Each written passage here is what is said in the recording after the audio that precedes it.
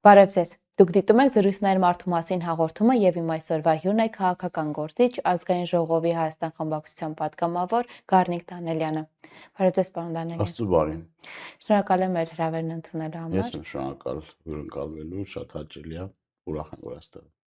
Ես էլ հույս ունեմ հաճելի զրույց ենք ունենալու։ Պարոն Դանելյան, պատմեք մեզ ձեր մանկության մասին, որտեղ եք ծնվել, որտեղ մեծացել եւ ձեր ընտանիքի մասին։ Ծնվել եմ Տավուշի մարզի Իջևան քաղաքում, մանկությունս, պատանեկությունս ու երիտասարդությունս նույնպես կապված են Տավուշի հետ։ Ասացի, որ Իջևանում եմ ծնվել, ծնողներս մայրս մանկավարժ, գրականագետ, հայրս շինարար, ինժեներ եւ իմ այդ երիտասարդության, մանկության շրջանը համընկել է պատերազմների հետ 90-ականների եւ Տավուշը այդ ամեն ինչի կիզակետում էր։ Ինչ վառ հիշողություններ կան այդ տարիներից, ինչպիսին էր կյանքը այդ տարիներին։ Հետաքրքիր տարիներ էր, հիմա որ հետահայաց նայում ես այդ 90-ականների հաղթանակների, փառավոր հաղթանակների,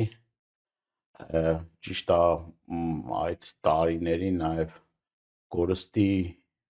մեծ ցավ կար, որովհետև լինելով Տավուշներ, լինելով սահմանամերձ սահմանապահ համայնք, նաև բազմաթիվ իմ ընկերների ծնողները, նաև մեր ծնողները մասնակցում էին այդ ազատագրական պայքարին եւ ցավով պիտի ասեմ, որ շատ իմ ընկերների ծնողներ պատերազմից հետ չվերադարձան եւ այդ տխրությունն ու ուրախությունը իրար հետ ցենց զուգահեռ անցնում էր։ Ուրախությունը այն էր, որ մեր հերոս այդ ժամանակվա հայրերը, մեր մեծերը կարողանում էին պաշտպանել մեր հայրենիքը եւ հպարտանում ենք մենք դրանով։ Հպարտանում ենք այդ տարիների մեր նաև այն սերնդով, որ 18 տարեկանը դեռ չբոլորած տղաներ կային, որ մեզնից ավագ սերունդներ եւ իրենք մեծ sense խանդավառությամբ, ուրախությամբ մեկնում էին ճակատ, պաշտպանում հայրենիքը եւ թեպետ այդ դժվարություններին, այդ նեղություններին, այդ զրկանքներին, որ կրում ենք բոլորս, ուրախ ու երջանիկ էինք եւ կար ջերմություն, կար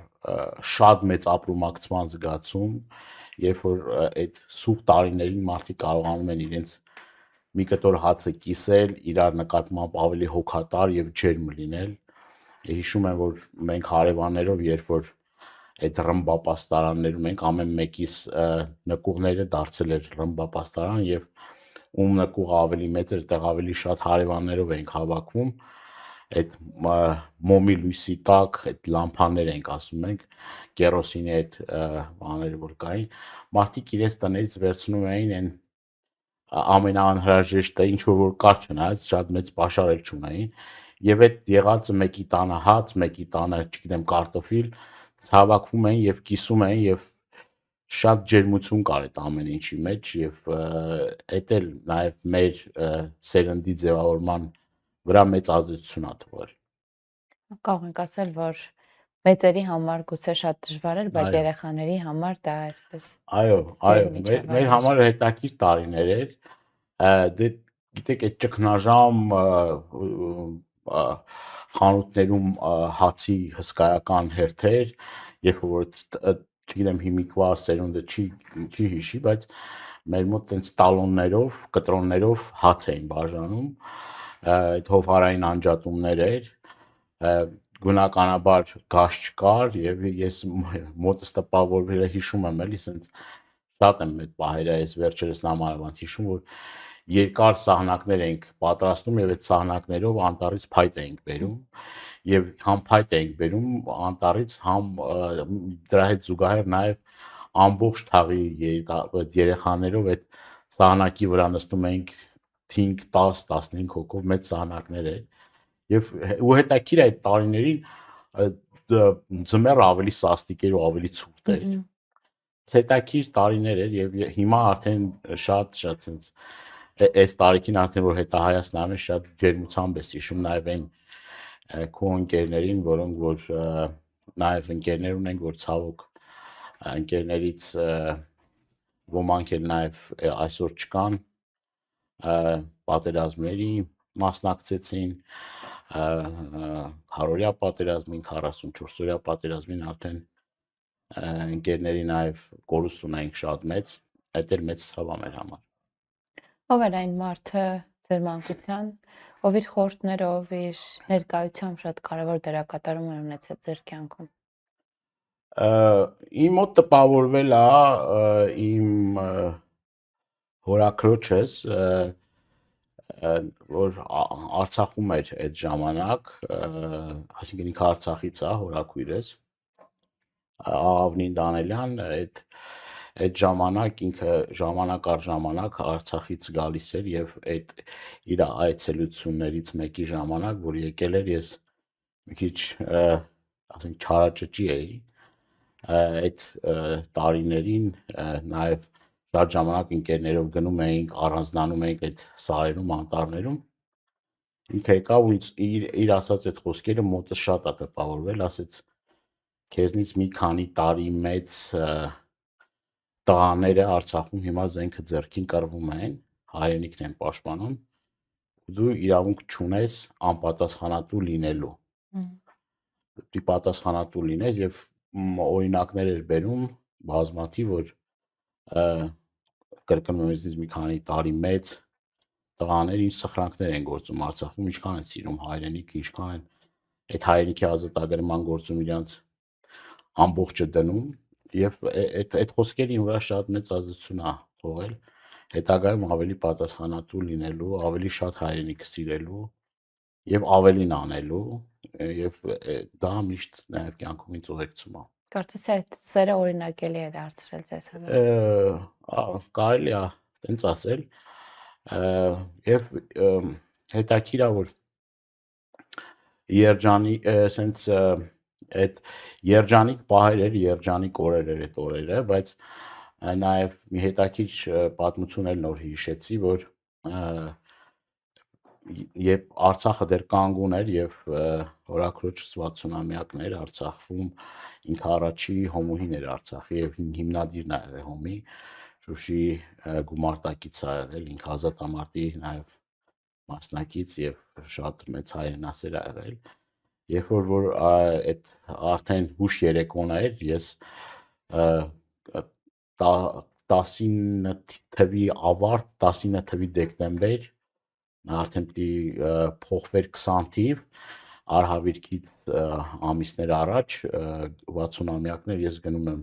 այդ տարածքով արդեն քարավաճառով գնում եմ Արցախ եւ մոտը զգացում է որ ինչ որ մի վատ բան պետք է լինի, ինչ որ վատ զգացումներ կար բան ու հետո Արցախի հեռուստաընկերության հարցազրույց տվեցի, ինձ այդ հարցազրույցը տեսնողները ասում են դու ոնց որ մեջդ բան կար որ Արցախում պիտի արհավիրք լինի, պատերազմ լինի եւ այլը եւ հետաքրքիր զգացումներ էր իմ մոտ եւ նույն այդ ճանապարհով արդեն 20 թվականի արդեն որ պատերազմը սկսվեց Արցախի նույն այդ ճանապարհով այդ հատվածներում որտեղ որ ես այդ ապրումներով եւ այդ ամեն ինչը sense մտքից գնում էի նույն այդ հատվածներում կարծես կյանքի բաններ այդ հատվածներում ես մի քանի արդեն ամիս հետո հենց այդ նույն հատվածներում կորցրեցի իմ ընկերներին արդեն պատերազմի ճանապարհին գնալուց եւ հիմա էլ որ sense գնում եմ Գեղարքունիք արդեն որ տեսնում եմ որ պետք է միշտ որ մենք գնացել ենք այդ ճանապարհով Արցախ արդեն այդ ճանապարհը չի գործում այդտեղ փակված է այդ ճանապարհը եւ այդ ճանապարհը փակվեց հենց այս օրերին Մոնթեի ծննդյան օրը փակվեց Մոնթեի ազատագրած քարավաճառը էդ էլ մեծ ցավ ու վիշտ է ինձ կոնկրետ որպես մարդ, որը անկախ նայած քաղաքականությամբ ենք զբաղվում, որպես հայ մարդ ինձ համար մեծագույն ցավ է։ Պարոն Դանելյան, ինչպիսին էր դպրոցական կյանքը ձեզ համար։ Դպրոցական կյանքը ես մեր ընդունվելու արդեն դպրոց ընդունվելու ժամանակ 90 թվականի վերջ 91 թվականի սկիզբն էր նոր արդեն ես առաջի դասարան գնացել եմ մի քանի օր գնալուց հետո արդեն երկիրը sense փոխվեց անկախության ժամանակահատվածը դպրոցական տարիներն էլ էր դպրոցական տարիներն էլ համընկնում էր էլի պատերազմի հետ եւ հետաքրքիր էր որ այդ տարիներին չնայած ես շատ երախտապարտ եմ այն մանկավարժներին մեր սիրելի ցավոք իրենցից շատերը չկան Լույսիչն իրանց շիրիմին շատ հոգատար էին մեր նկատմամբ ու այնպես էր որ մեր հարգելի եւ պատվելի ուսուցիչները որոնք մենք մեր սրբություններն ենք էլի համարում մենք անգամ պատկերացնում ենք որ իրենք երեխաներս էլի պատկերացնում ենք որ իրենք ամուսնացած չեն երեխա չունեն Եվ դուք եք միայն իրենց ուշադրության կենտրոնում մենք ենք իրենց ուշադրության կենտրոնում եւ իրենք էլ այդ տարիներին թեպետ այդ դժվարին տարիներին շատ հոգատար են մեր նկատմամբ իրենց եղածով կիսվելու մեզ նաեւ շատ ժամանակ որ այդ ցրտին հնարավոր չէր լինում տաքացնել շատ ժամանակ այդ դասերը մենք անց էինք կացնում իրենց տներում եւ այդ ջերմությունը այդ լավ տարիները հիշում եմ եւ իմ վրա շատ մեծ հետք կա թողել Ինչպես եկաք մասնագիտության ընտրությանը պատմություն սիրել եմ միշտ եւ այդ պատմական գրքեր կարդալով ինչ որ մի պահի արդեն բարձր դասարաններում հասկացա որ պետքա պատմության մասնագետ դառնամ եւ նախնական ընդունվեցի Իջևանի համալսարանը պետական համալսարանի մասնաճյուղը Երևանի պետական համալսարանի Իջևանի մասնաճյուղը այնուհետև արդեն մագիստրատուրան շարունակել եմ Երևանում եւ շատ լավ ընկերներ եմ ձեռք բերել ուսանողական ընկերներ այդ ուսանողական տարիներն էլ շատ հետաքրքիր տարիներ բայց ցավոք իմ մասնագիտությամբ չեմ զբաղվել մի քանի օր պրակտիկա եմ ունեցել այնուհետև լրիվ այլ աշխատանքով եմ զբաղվել պետք էր այդ ժամանակ աշխատել եւ այն պատմության դասեր տալով չէի կարող ես կոնկրետ այն խնդիրները որ կար այդ խնդիրները լուծեի եւ այլ աշխատանքով եմ զբաղվել Մենք հաճախ այս օրերին լսում ենք պատմության փոփոխման մասին այս ձեզ որպես պատմաբանի պատմությունը հավաստի լինելու համար է թե ժամանակի կարիքին համապատասխանեցնելու Պատմությունը առաջին հերթին դասեր քաղելու համար է, եթե պատմությունը լավ չես սերտում եւ այդ սխալները չես հասկանում, ինչ սխալներ են գործել այդ պատմության այդ անցյալում, դու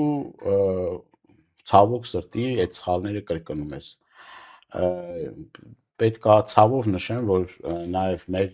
պետության այն արհավիրքները, այն դժվարությունները այն պարտություններն էլ որ մենք գրանցել ենք այդ պատմությունից էլ չենք դասեր քաղել եղել են փառավոր հաղթանակներ եղել են պարտություններ անհեռատես քայլեր դավաճանություններ միշտ այդ անալոգիան որ անց եմ կասնում միշտ տենց է եղել են պատմության այդ խորքերը որ ուսումնասիրում ես դավաճանների մի փոքր խումբ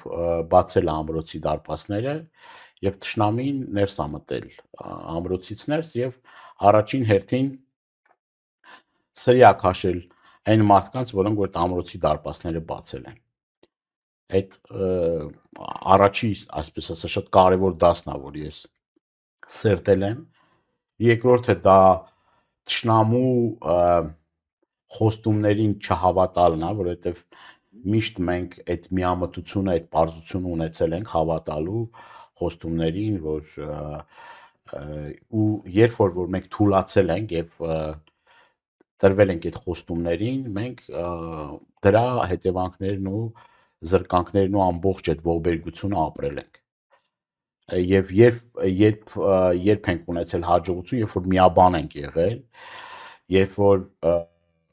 ազգովի հասկացել ենք, որ մեր ուժը մեր միասնության մեջ է, հայտնի խոսքի, եւ երբ որ պատուհասել է մեզ այդ դժբախտությունը, մենք կարողացել ենք բռունցքվել եւ արժանի հակահարված տալ։ Այդ ժամանակ մենք կարողացել ենք պահել մեր եղածը, պահել մեր եկեղեցիները, մեր հավատքը, մեր երկիրը եւ հաջողություն եւ հաղթանակներ ենք ունեցել։ Երբ որ ապավինել ենք այլոց, մենք պատժվել ենք եւ դրա արդյունքում եւ տարածքային կորուստներ ենք ունեցել եւ մարդկային կորուստներ ենք ունեցել։ Եվ արդեն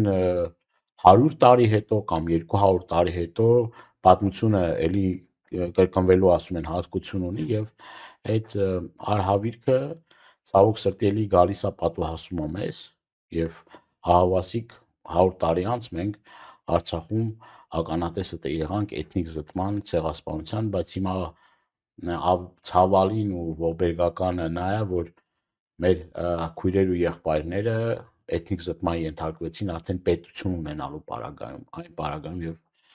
կար Հայաստանի Հանրապետություն, կար նաեւ Արցախի Հանրապետություն եւ ունենալով երկու զույգ պետություններ մեր հայրենակիցները ցավոք սրտի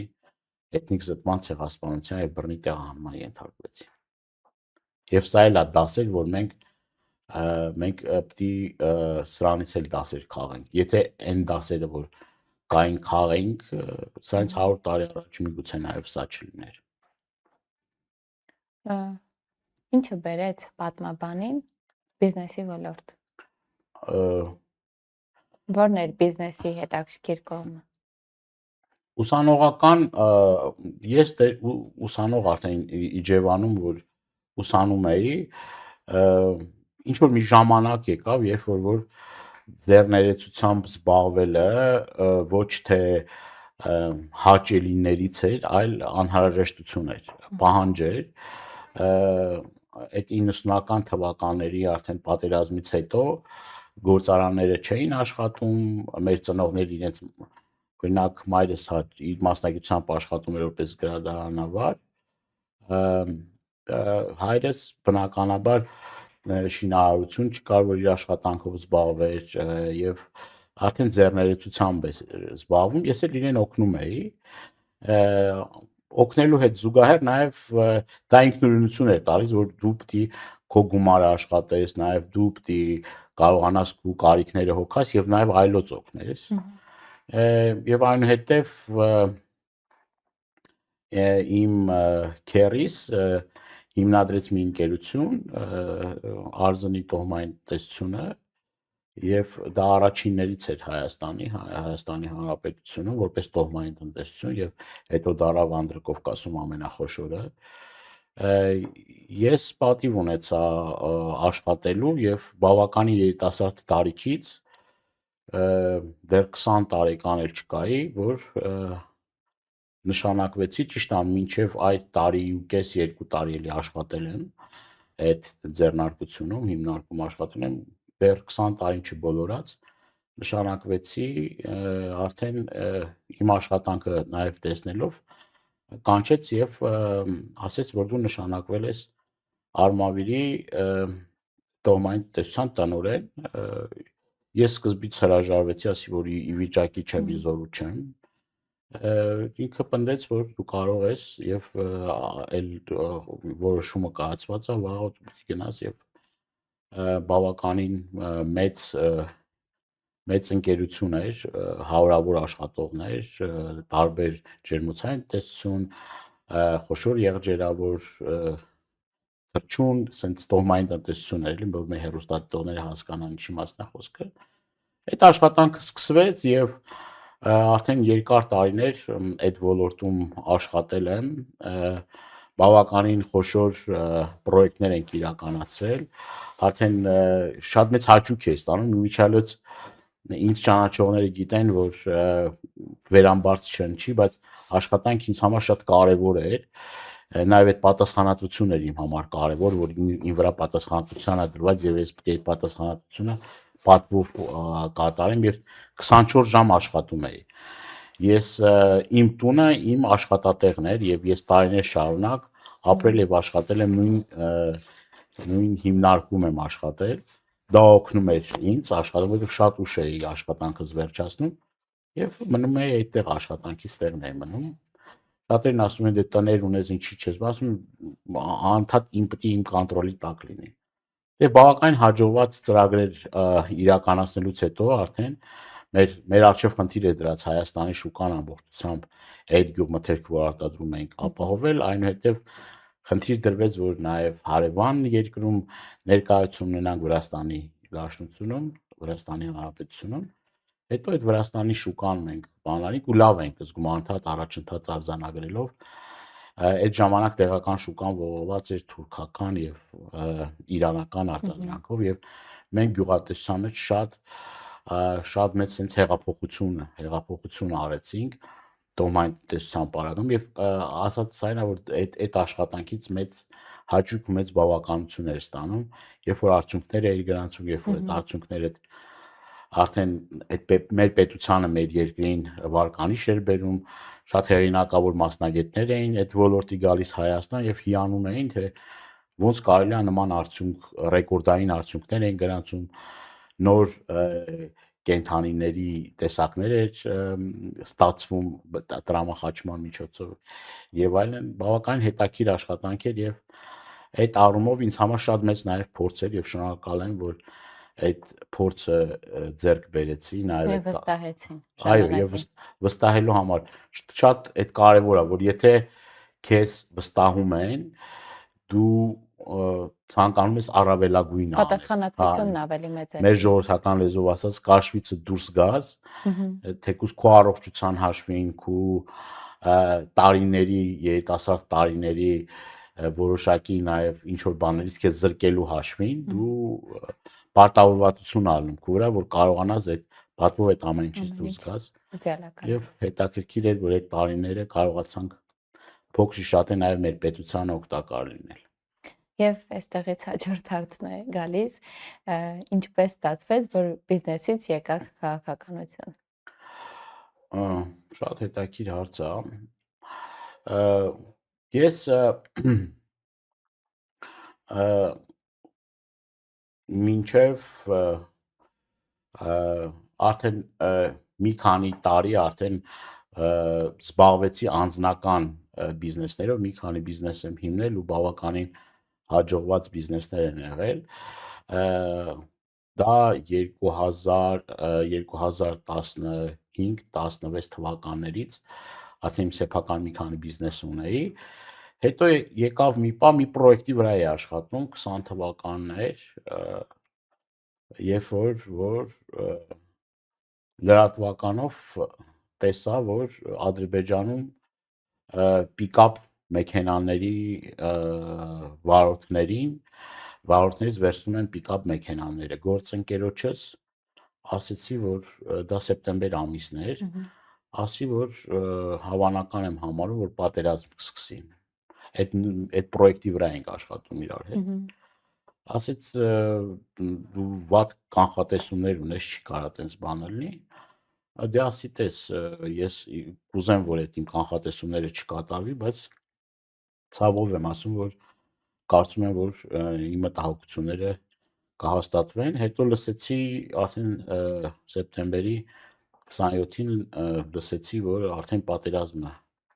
սկսվել է եւ գնացել եմ զինկոմիսարիատից հետո արդեն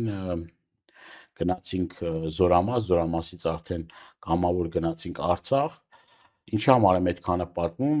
արդեն պատերազմից հետո շատ ծանր հոգեբանական վիճակում, թեպետ ի պատիվ մեր մարտական ընկերների, մեր գումարտակի, մենք որտեղ որ գնացել ենք, այդտեղից մի սանտիմետր հետ չենք նահանջել, չնայած ընկերների կորցրեցինք հերոս տղերքի, բայց ամենայն դեպս ընդհանուր կար պարտություն, գրանցված էր պարտություն։ Եվ այդ հոգեբանական այդ ծանր վիճակով արդեն մենք որ արդեն մեզ զորացրեցին, ես այդ պահից սկսած եկել եմ եւ իմ ընտանիքի անդամներին եւ ընկերներին ասել, որ այլևս չեմ կարող զբաղվել բիզնեսով, միգուցե ինձ այդ ժամանակ ասեցին, որ սխալ որոշում ես կայացնում, որովհետև դու հաջողված պրոյեկտներ ես իրականացրել, այսօր շատ մարդիկ կան, որ սպասում են քո այսպես ասած նոր գործ, որ պիտի դնես, պայմանավորվածություններ կար, մարդիկ կային, մասնագետներ կային, որ արդեն այդ նոր պրոյեկտի վրա է աշխատում։ Ասի չէ, չեմ կարող, որովհետև ինչքան էլ մի քանի բիզնեսներ ունենաս, ինչքան էլ ֆինանսապես կայացած լինես, պատերազմը ինձ մի բան սովորեցրեց կամ այդ դառը դասը տվեց, որ դու կարող ես կորցնել ամեն ինչ։ Ես տեսնում էի արցախցի իմ քույր եղբայրները ոնց են կորցնում տարիների ստեղծած աշխատանքը մի գրիչի հարվածով, ասենք մի ստորագրությամբ մարդկանց հայրենիքը, մեր բոլորիս հայրենիքը նվիրաբերվում էր ադրբեջանցիներին։ Եվ ես այդ հետևյալն եմ ասում իմ ընկերներին, իմ հարազատներին, բարեկամներին, որ նույնն է նաև իմ հետ կարա կատարեմ, ինչքան էլ ես բիզնեսներ դնեմ եւ այլ եւ այլ։ Ես ուզում եմ մտնել քաղաքական ասպարեզ։ Թեպետ մինչև այդ էլ ես կուսակցական էի եւ պատասխանատուն էի մարզի, բայց ակտիվ որպես հանրային գործիչ կամ հանրային որպես դեմք կամ ավելի սենց հանրությանը հայտնի, այդ ժամանակահատվածից արդեն թողել եմ աշխատանքս, չեմ զբաղվել, ներողություն եմ խնդրել իմ հարազատներից, բարեկամներից, իմ ընտանիքի անդամներից եւ մտա քաղաքականության մեջ, այնուհետև ես այս պատմությունը միտեղ եմ կարծեմ ասել, բայց հիմա էլ կրկնվեմ, հետո ընդգրկվեցի Հայաստան դաշինքի ցուցակով, երբեք չեմ քննարկել ցուցակում ինձ որտեղ լինելու հարցը, մամուլից եմ իմացել, որ 35-րդ համարն եմ,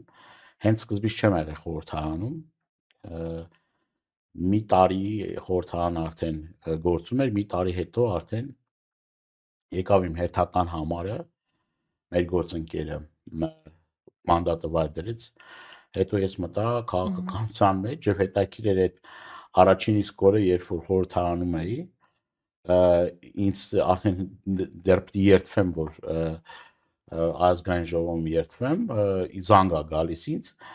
բեռնափոխադրողներից եւ ինձ ծանոթ մարդ էր, ասեց, որ սենց խնդիր կա Լարսում, ու շատ մարդիկ կան, այս խնդիրը ուզում են բարձրացնել, ասի դե ես մի քանի րոպեից պիտի երդվեմ եւ տեսնեմ ոնց եմ ձեր հարցը բարձրացնում։ Երդվել եմ ու հետո գործընկերոջս Գեղամին Մանուկյան ասի, այս մարդիկ խնդիր ունեն, ասեց խնդիր ունեն, կարանք բան անենք, խոսենք, ասեց, ինչ ես առաջարկում, ասեց, դե տենց չի եղել, որ մարդիկ պատգամավոր միանգամից երդվի եւ մի քանի րոպե հետո խոսի, բայց փորձի ոչ կարաս եւ սխալվես։ Հետո այդ ելույթ ունենում եմ Լարսի այդ վիճակից եմ խոսում, նկարագրում, խնդրի էությունը եւ այլը, մեկ է գիշերվա ժամին արդեն ինձ հետ կապ են հաստատում բեռնատարի վարորդները, հեռախոսի վրա զանգ է գալիս, այդ տեսազանգը որ կա, տեսազանգ է գալիս ու տեսնում եմ Լարսում մարդիկ բաժակները լցրած, սենց ասում են խմում ենք ձեր կենացը, ապրեք, որ մեր հարցը բարձրացրել եք։ Հետո տենց տարբեր խնդիրներ, հարցեր եւ այլ, ու սենց ազգային ժողովում ինձ ասում են շատ թեմաների մեջ ես մտնում, բայց այդ տարբեր թեմաների մեջ մտնելը, տարբեր թեմաներով զբաղվելը էլի ինձնից չի գալիս, գալիս է մեր հայրենակիցներից, որոնք որ տարբեր խնդիրներով դիմում են եւ ես ինձ իմ պարտքն եմ համարում այդ խնդիրներով զբաղվելը իմ Facebook-յան էջի վրա իմ հեռախոսը համարն է դրված ցանկացած ժամի չնայած ինձ համար անհարմար է բավականին դժվար է եւ շաբաթ եւ կիրակի օրերն են զանգում եւ տարբեր ժամերի են զանգում սկսված գիշերվա ժամերին տարբեր հարցերով բայց ամենայն դեպս ինձ համար մեծ ուրախություն ու մեծ բավականություն է որ ես կարողանում եմ ինչ որ չափով մեր հայրենակիցներին օգնել տարբեր մարդկանց հարցեր բարձրացնել եւ որոշակի առումով նաեւ լուծումներ իրենց հետ գտնել որոշ հարցերով կարողանում եմ օգտակար լինել որոշներով էլ նաեւ որ բարձրացնում ես այդ հարցերը մարդիկ հասկանում են որ իրենք մենակ չեն իրենց խնդիրների հետ այ հետաքրքիր է դաշնակցությունը երևի ամենակնարկված կուսակցություններից է ամենատարբեր վերաբերմունքները կարող եք տեսնել դաշնակցության նկատմամբ բայց այն կայուն է եւ կա եւ դաշնակցականների կյանքում կարծում եմ շատ կարեւոր դերակատարում ունի դաշնակցությունը ինչ է տվել ձեզ կուսակցությունը եւ դուք ինչ եք տվել իրենից ձեզ առաջին հերթին ինչ շատ լավ ընկերներ ա տվել գաղափարական ամուր հենք հայրենասիրություն շատ սիրել հայրենիքդ աշխարհի տարբեր երկրներում կառույցները որ կան մոտ 40 երկրներում ունենք կառույցներ այդ կառույցների ընկերները քո համար եւ եղբայր են եւ ընտանիքի անդամ են սփյուռքի հետ իրական կապ այո եւ ամուր մի պատ են ժայռ են կամ լեռ են ամեն մեկը քո մեջքին եւ դու զգում ես յուրաքանչյուրի աջակցությունը ամենադժվար պահերին կարող է քեզ զանգել քո Բեյրութի ընկերը կամ քեզ կարող է զանգել քո Իրանի ընկերը չգիտեմ Ռուսաստանի Դաշնության քո ընկերը Ֆրանսիայի, Կանադայի, Արգենտինայի, Ավստրալիայի եւ իր աջակցությունն իր զորակցությունը հայտնի եւ ոչ դա լոկ խոսքեր չեն դա զգում ես մարտի դաշտում դա զգում ես առօրյա քո կյանքում դա զգում ես նեղությունների մեջ եւ դա շատ կարեւոր է այդ որ մի ընտանիքի մեջ ես չեմ իդեալականացնի իհարկե նաեւ կան խնդիրներ կան խնդիրներ ինչպես մարդու տան մեջ էլ կնեն խնդիրներ կան տարաձայնություններ բայց շատ կարեւոր է դաշնակցության մեջ որ եթե այդ որոշումը կայացվում է ուրեմն այդ որոշումը մեր բոլորիս համար ուղեցույց է ուղենիշ է ինքն այդ որոշումը արդեն կայացված է փոքրամասնությունը այդ որոշմանը դի արդեն ենթարկվի այդ որոշումն եւ այդ կարգապահությունը հայրենասիրությունը հայրենանվիրությունը հենց փոքրուց դաստիարակվում է եւ ես ուրախ եմ որ հիմա էլ մի սերունդ է գալիս մեր հետևից որոնք պատվախնդիր տղաներ եւ աղջիկներ են որոնք որ փորձությունների դժվարությունների արհավիրքների զրկանքների մեջով անցնելով բարձր են պահում հայի անունը պատիվը հեղինակությունը ու ամենտեղ պայքարում են հայեցի լինելու համար պայքարում են մեր արժեքների արժեհամակարգի համար, մեր կրոնի, եկեղեցու համար, մեր մշակույթի համար, մեր ինքնության համար եւ ես համոզված եմ, որ այս բարդագույն իրավիճակում նաեւ այդ երիտասարդ սերունդը դեռ իր ասելիքը կասի եւ իր անելիքը կանի։ Այ դուք խոսում եք հայրենասիրությունից, ազգային համախմբումից եւ ձեր ելույթներում ենք այդ մասին շատ լսում ձեզանից, ձեր գրառումներում։ Մյուս կողմից տեսնում ենք մարդիկ, ով հակադիր դաշտում են գտնում եւ ես խոսում են նույն հայրենասիրությունից, նույն միասնությունից։ Այ ըստ ձեզ ո՞րն է այդ հայրենասիրությունը։ Ո՞րն է ձեր պատկերացրած հայրենասիրությունը։ Տեսեք, ես շատ մարդիկ գիտեմ, որ Շուշի նկարվում էին, Արցախի տարբեր հատվածներում նկարվում էին, հետո հիմա Արցախ բառը չեն ուզում ասեն։ Չեն ուզում ասեն, որովհետև դա իրենց համար կարող է շահեկան չլինել։ Կարող են իրենց իրենց համար կարիերայի աճ չապահովել, ջնջում են այդ նկարները, որ կապված է Արցախի հետ։ Նույն իշխող թիմից բազմաթիվ շարքային անդամներ, միջին բարձր օղակի մարդիկ Ուրանում են ուրանում են, իրենց իսկ մեկ պատմությունը։ բառով ուրացում է դա էլի, իրենց պատմությունը, ուրանում են իրենց ինքնությունը, ուրանում են իրենց անցյալը, այն արհավիքն են դժբախտությունը, որ մեզ հետ կատարվել է, ցեղասպանությունը, որը դա նա չի էլի, որ մենք անդադ մեզ ասում են, չէ, անդադ դուք ողբի հետ եք ասոցացվում կամ չգիտեմ դժբախտություն, բայց եթե մենք այսօր պիտի հարցականի տակ դնենք 1915 թվականի ցեղասպանությունը, չեմ ուզում կրկնել իրենց այդ կեղտոտ բառապաշարը, որ հանդես են գալիս, մենք ինչով ենք էլ հայ կոչվում, եթե մենք ուրանում ենք Արարատը, մենք ինչով ենք հայ կոչվում, Արցախը, Սփյուռքը, եկեղեցին, մեծերի նկատմամբ մեր վերաբերմունքը, մեր հերոսների նկատմամբ մեր խոնարհումը,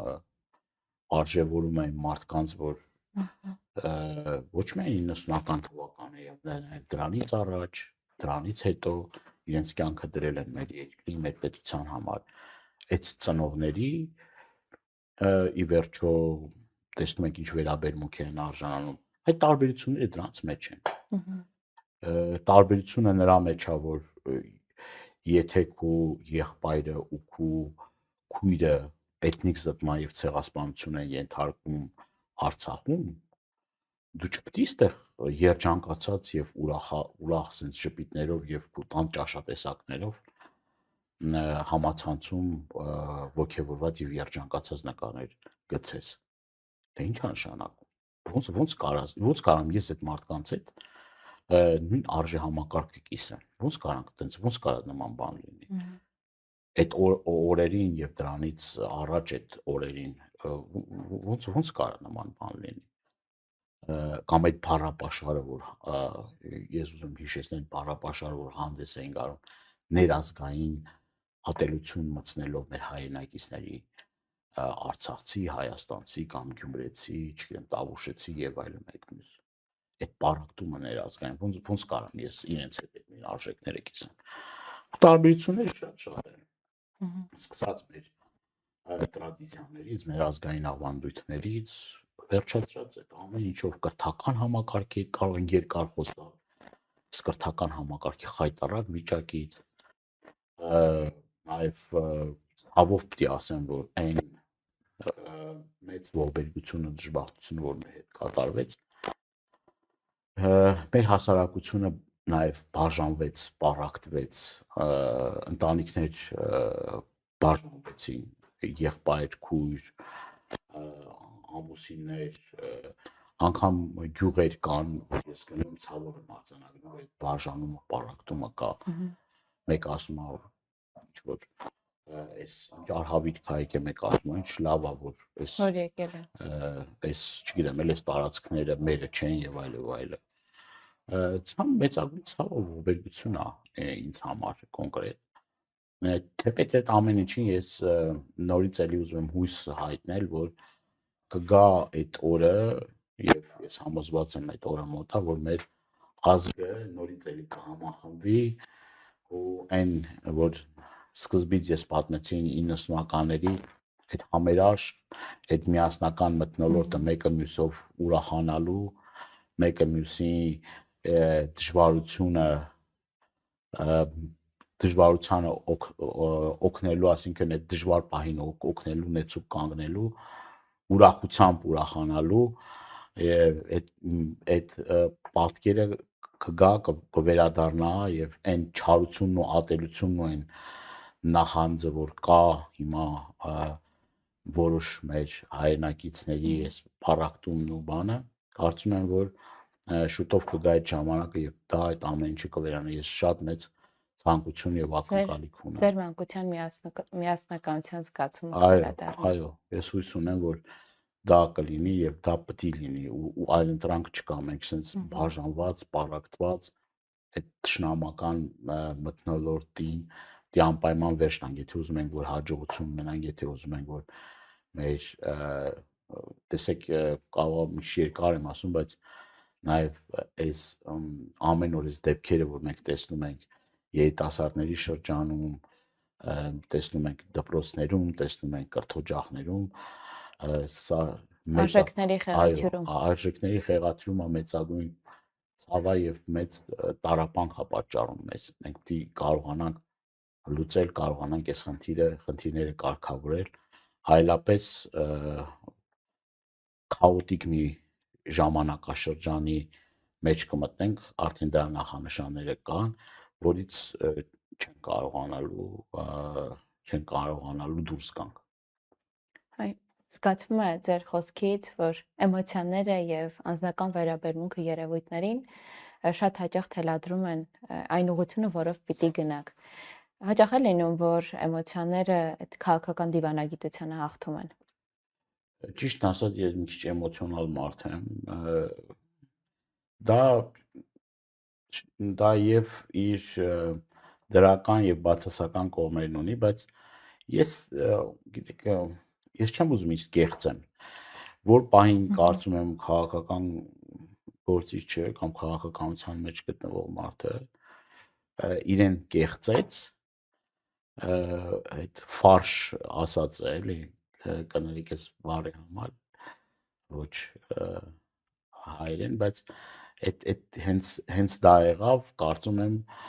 դա նաև մարդիկ կզգան, էլի, որ դա ես ինչ էլ որ անում եմ համոզմունքով։ Իմ էմոցիաները սարքովի չեն, կեղծ էմոցիաներ չեն, կան որոշ քաղաքական գործիչներ, որոնք որ իրենց չէ, այտենց ասում եմ, դե մենք բան ենք անում, չգիտեմ, դեսենց ձև ենք տալիս բան, բայց իրականից տենց չենք, ես կներեք այդ անհամեստության համար դա չեմ հասկանում, որովհետև մարդը ինչ կա պիտի տենց էլ իրեն ներկայացնի, իր հույզերով, իր ապրումներով, իր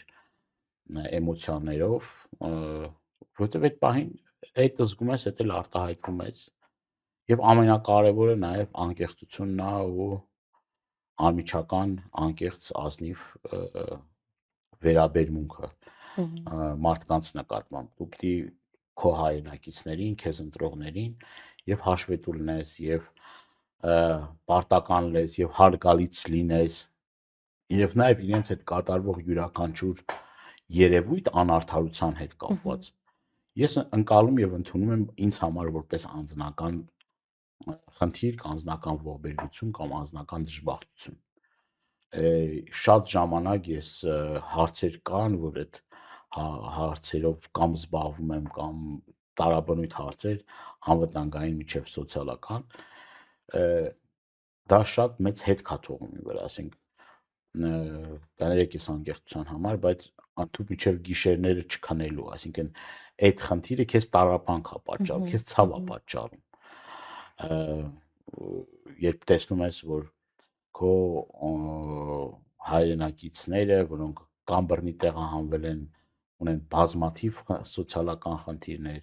կամ այցելում ես մարզեր, տեսնում ես սոցիալական լրջագույն խնդիրներ կան, կամ քեզ դիմում են առողջության հետ կապված խնդիրներով, որ մարդը հնարավորություն չունի իր ծնողին կամ իր երեխային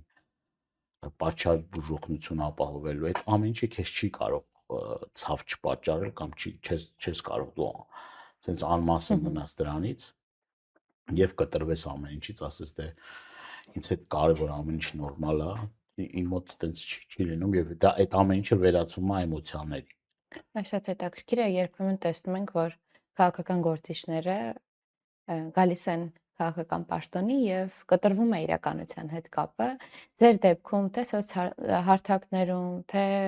ամբիոնի մոտ ելույթներից եւ թե հանրային այդ կապը հանրության հետ խոսում են մասին, որ այդ իրականությունը շատ մոտ եք ու այդ կապը հանրության հետ շատ ամուր է եղել։ Հետաքրքիր է մեկ այլ հարց, ասացիք թե ինչպես եկաք քաղաքականություն, որովհետեւ պատերազմի այդ զգացողությունը, որովհետև մանկությունից այս երիտասարդները, որ օրինակելի էին ձեզ համար, այդ կապը եկավ հասավ քաղաքականություն։ Ինչ պիտի լինի մի օր, որ թողնեք քաղաքականությունը ու անցնեք այն կյանքին, որն ավելի հանգիստ է ու խաղաղ։ Նախ ինձ համար հիմա գլխավոր գերխնդիրներից մեկը դա իմ ընկերների ազատության մեջ հայտնվելն է։ Ձեր տաղավար եմ գալիս Բագրատ եւ Միքայել Սրբազանների խցից, որոնց գրեթե եթե ոչ ամեն օր, ամեն երկրորդ օրը տեսնում եմ եւ իմ մյուս ընկերը Արտուրը Սարգսյանը, որը Բարթաշեն քրեակատարողական հիմնարկում է, իմ մնացած ընկերները, դրանք համայնքի ղեկավարներ են, դրանք ազատամարտի մասնակիցներ են, գործարարներ են, պատվախնդիր գործարարներ են հայ եւ չգիտեմ բլոգեր եւ այլն, այսինքն ինձ համար շատ կարեւոր է, որ այդ մարդիկ լինեն ազատության մեջ։ Երեք մեր երկու ընկերոջ ծնունդներ, ես իրենց տուն այցելեցի, Վահագն Չախալյանի եւ Մովսես Շաղբացյանի ծնունդներ, ես Մովսես հենց տուն եւ 6 ամսական իր երեխային, որ տեսնում էի, ցավ էի ապրում, որովհետեւ իր ծնողը պիտի իր գլխին լինի եւ խնդիրները տան, կարիքները եւ այլ երեք անչափահաս երեխային, նույնը նաեւ Արտուրի Սարգսյանն, նույնը մնացածի ամփոփեմ խոսքս, որ ինձ համար շատ կարևոր է այդ մարդկանց ազատ լինելը, ազատության մեջ լինելը, որովհետեւ իրենք իրենց քաղաքական հայացքների համար հիմա անազատության մեջ են եւ որոշները ունեն առողջական լրջագույն խնդիրներ։ Այնուհետև նաև իհարկե նաև մեր հայրենիքը ինձ կհամարեմ իմ գործը արած եւ կզբաղվեմ ինձ համար շատ սիրելի գործերով, երբ որ Հայաստանում լինի ազգային իշխանություն, ազգային իշխանություն լինի Հայաստանում, իշխանություններ լինեն Հայաստանում, որ սիրեն այս երկիրը, ամեն մի միլիմետր, սանտիմետր հողը իրենց համար թանկ լինի, այս սոցիալական բևեռացումը չլինի, այս խուժանապետությունը կներեք այս բառից համար չլինի եւ այդ դեպքում ես կհամարեմ, որ այլևս ինձ քաղաքականության մեջ անելիք չկա եւ ես գնամ զբաղվեմ իմ սիրելի զբաղմունքով, մի անգամ կարծեմ թե ասել եմ, մի հատ էլ ձեր տաղավարում ասեմ, նպատակը սա, որ տնակ փոքրիկ ունենամ այդ մեր գեղատեսիլ լեռներում Տավուշի եւ ընտանի կենդանիների նաեւ ձի շուն շատ եմ սիրում, այդ վայելեմ այդ հրաշք բնությունը իմ սիրելի զբաղմունքով զբաղվեմ որսորդությամբ եւ ինձ բավականին հաճելի է այդ ամեն ինչը, քաղաքականությունը անկեղծ ասած ինձ համար այդքան էլ նախընտրելի գործ չի եւ ես մեծ հաճույքով կզբաղվեմ այլ գործերով, հուսով եմ, որ այդ օրը կգա։ Իսկապես երանելի կլինի մարդու համար հանգիստ վերադառնալ այն կետին, որ իրեն երջանկացնում է։ Եվ հարց,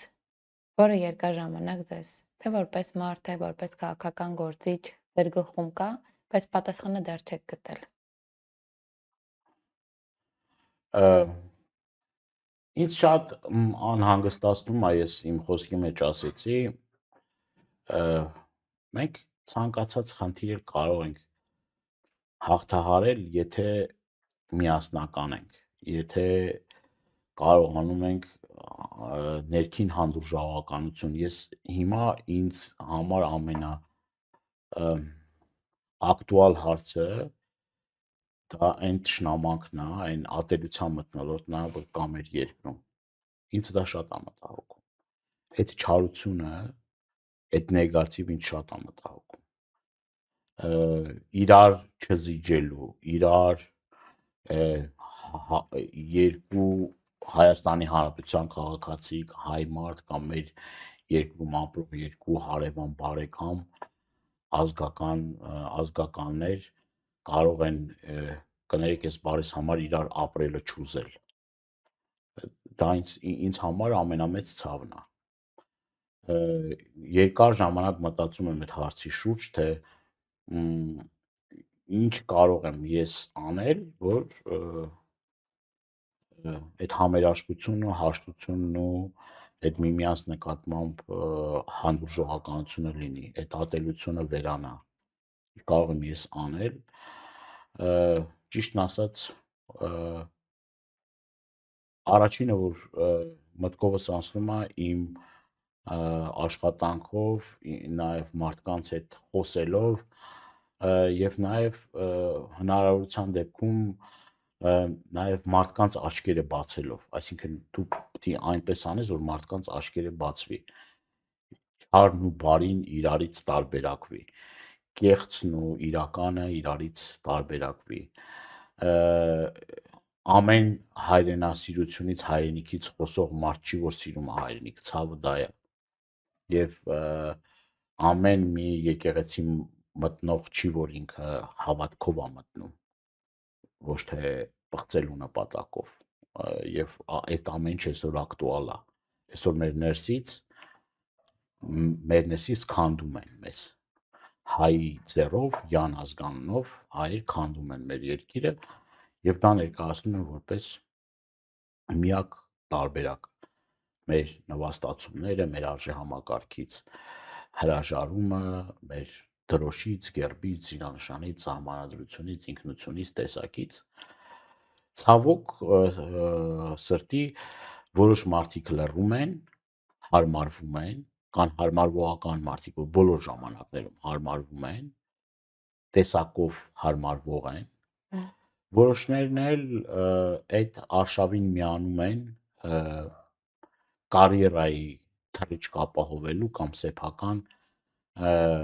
բարեկեցություն ապահովելու կամ կերակրատաշտին մոտ լինելու համար։ Ինձ համար սա արգահատելի մի երևույթ է, անընդունելի երևույթ է, եւ ես կցանկանամ, որ մենք մեր հասարակությունը հենված լինի արժեքային համակարգի վրա։ Արժեքները պետք է առաջնորդեն եւ առաջնայինը լինեն մեր երկրում։ Եվ մենք պետք է ընդհանուր կոնսենսուս ունենանք այդ արժեհամակարգի վերաբերյալ եւ այդ արժեհամակարգի նկատմամբ կոնսենսուսն ու նաև բանը պետք է նաև արդեն այդ տարբերակումները լինի, ով է կողմ դրան եւ ով է դեմ դրան։ Ոչ թե բաժանարար գծեր մտցնելու, այլ իրապես, եթե մենք չկարողանանք այս ամեն ինչը պահել, մենք ոտքի տակ կկորչենք։ Ես կողմ չեմ այդ մտքի հետ, որ մենք ոչ մի բան չանենք, մեկ այն ինչ լինի լինելու է։ Մենք պետք է պայքարենք։ Եվ այդ պայքարը կարևոր է ոչ միայն մեր համար, այլ մեր սերունդների համար։ Մենք պարտական ենք մեր սերունդներին փոխանցել ուժեղ, ամուր, հավատքով, արժեհամակարգով, տեսակով երկիր եւ պետություն։ Մենք չենք կարող ասենց ամորֆ վիճակում, չգիտեմ, մենք մեր ամեն ինչը կորցնենք եւ լինենք սպասարկող անձնակազմ, ինչին որ մեզ փորձում են տանել Հայաստանը։ Այդ դրա դեմ պետք է պայքարենք, դրա այդ գաղափարի շուրջ պետք է միավորվենք եւ շարժվենք առաջ։ Նաեւ այն խնդիրներով, այն խնդիրներով, որ մինչեւ 18 թիվն ա եղել, դրանից էլ նաեւ հետեւություններ եւ դասեր քաղելով շարժվենք առաջ։ Շնորհակալ եմ հետաքրքիր Ես եմ զրույցի շնորհակալ։ համար։ Հիշեցնեմ, որ դուք դիտում եք զրույցներ մարդու մասին հաղորդումը եւ իմ այսօրվա հյուրն էր քաղաքական գործիչ Գառնիկ Դանելյանը։ Կհանդիպենք